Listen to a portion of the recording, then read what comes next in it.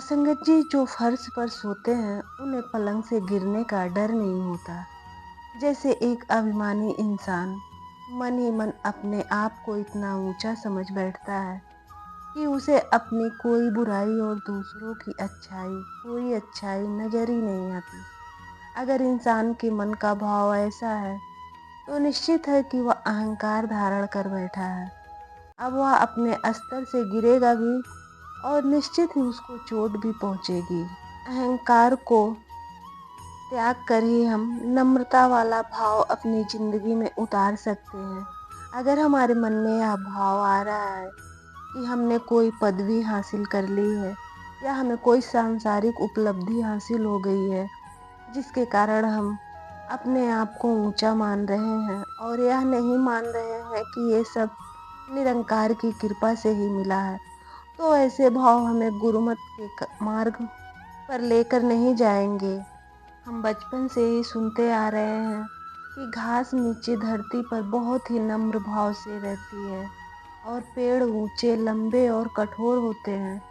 जब आंधी आती है तो बड़े ऊंचे और कठोर पेड़ टूट कर गिर जाते हैं, लेकिन घास अपनी जगह पर टिकी रहती है।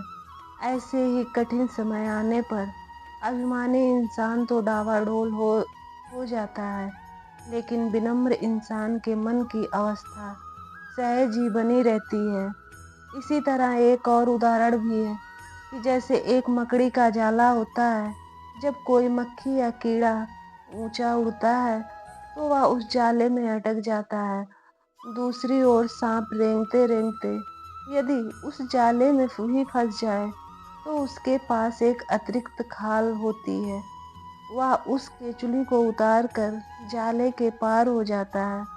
ऐसे ही अगर हमारे मन में नम्र भाव है तो हम दुनियावी उतार चढ़ाव से बचकर सहज ही भक्ति मार्ग पर चलकर एक गुरमुख वाला जीवन व्यतीत कर सकते हैं। हम जीवन में किसी भी प्रकार का अभिमान ना करें। ऐसा ना हो कि हम हर पल ही अभिमान में रहें और बाकी सब चीजें भूल ही जाएं। संगत, एक उदाहरण है, हम पढ़ते आ रहे हैं कि चाहे रावण हो या हिरण्यकश्यप, ऐसे कई अभिमानी रूप में हमारे सामने आते हैं। और दूसरी ओर हनुमान जी जैसे उदाहरण भी हैं जिन्होंने दास भाव में रहकर जीवन व्यतीत किया। इन उदाहरणों से यही स्पष्ट होता है कि जैसे एक पत्थर को अगर हम पानी में फेंकते हैं तो वह डूब जाता है, जबकि लकड़ी का तिनका या कोई हल्की चीज अगर पानी में फेंकते हैं तो वह हमेशा पानी के ऊपर ऊपर ही तैरती है। संगत जी, रावण को उसका अभिमान ही ले डूबा और हनुमान जी जैसे भक्त को उनकी दास भावना उबार कर पार ले गई। जैसे हम एक सूरजमुखी का फूल देखते हैं तो उसका मुख हमेशा सूर्य की ओर ही रहता है, इसी प्रकार भक्त भी गुरु की ओर अपना मुख रखता है और अपने जीवन को भक्ति की भावना से युक्त रखता है। यदि इंसान के मन में अहंकार वाले भाव होते हैं तो स्वाभाविक है कि उसके मुख से भी अहंकार से युक्त शब्द ही निकलेंगे और उन शब्दों के अनुरूप ही उसका कर्म बन जाएगा। अगर हमारा दिमाग अहंकारी है तो हमारे विचार भी वैसे ही बनते जाएंगे, हमारे शब्दों में भी अहंकार आ जाएगा और धीरे धीरे हमारे कर्म भी ऐसे बन जाएंगे जो किसी को भी उचित नहीं लगेंगे।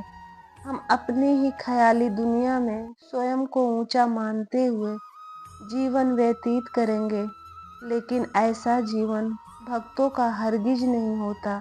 भक्त हमेशा ही अपने सतगुरु को समर्पित होते हुए अपनी जिंदगी का एक एक पल जीता है। निरंकार सब पर कृपा करे कि सबकी जिंदगी में हमेशा एक गुरमुख वाले सद्गुण वाले भाव रहे और माया रूपी कष्ट व कठिनाइयाँ किसी के जीवन में ना आए। सासंगत जी, दातार से यही प्रार्थना है कि आप सब जिस तरह से इस निरंकार प्रभु के साथ साथ पल पल जुड़े हुए हैं, ऐसे ही हम सभी लोग जुड़े रहें। प्यार से कहना, धन निरंकार जी।